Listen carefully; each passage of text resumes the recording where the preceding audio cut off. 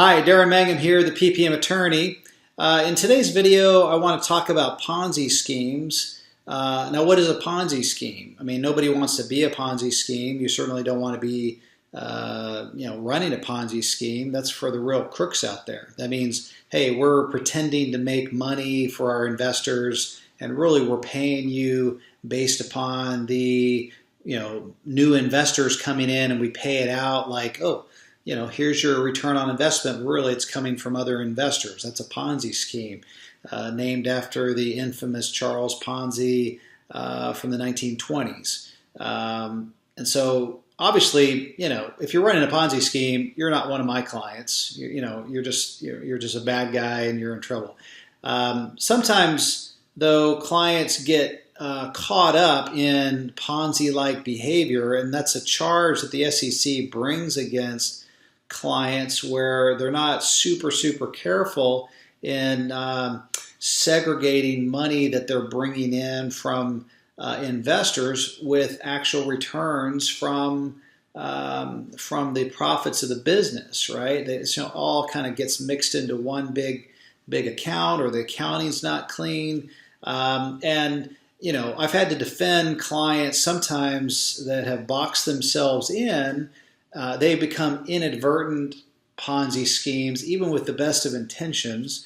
And typically, there are cases where they're doing a debt offering. Where they're promising the investor, hey, we're going to pay you a certain monthly payment every month, and regardless of how things are going, we're going to make you this payment. Well, when you're doing that, I mean, that may be okay if you have a cash flowing business, or you're issuing promissory notes under a private placement memorandum, and you're able to service that debt through cash flows. Okay, that may be totally fine. But sometimes the temptation is, hey, I promise you, hey, we're going to pay you every quarter or every a certain fixed rate of return. And so what happens is sometimes they, without the right disclosures, they sometimes commit securities fraud because they don't set aside funds to pay that interest rate or that preferred return.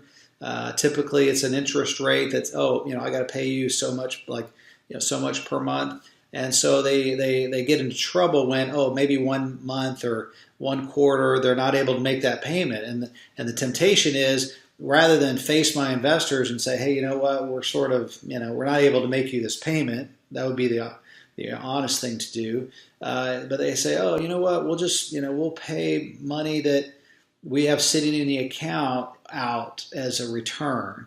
And sometimes that money is maybe part of a new investor came in, and it kind of came into the same account, and accounting-wise, it's hard to tell, well, whose dollars are these? Are these from older investors that I'm paying this out, or is it coming in from new sources? All of a sudden now, oh man, you look and smell, and man, you look like a Ponzi scheme, man, and they'll just eat your lunch with that kind of charge, even if it's unfounded. They don't even have to prove it; they just have to make the allegation, and it's hard to dig out of that. And so, certainly when you structure your offering, you want to just be super careful on what those promises are. You want to make sure your accounting is done properly.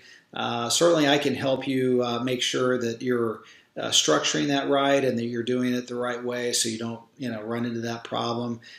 Setting yourself up in the beginning with the right disclosures, it's critical. So anyway, happy to chat with you more about that particular topic, especially if you're looking to do a debt offering.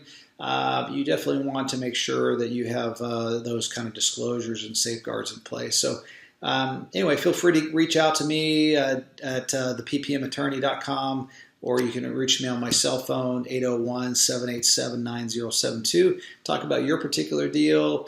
Even if you have done some prior issuances of promissory notes, and you may be in a little gray area. Definitely want you to get clarity about that. So anyway, feel free to reach out, and I look forward to talking to you. Thank you.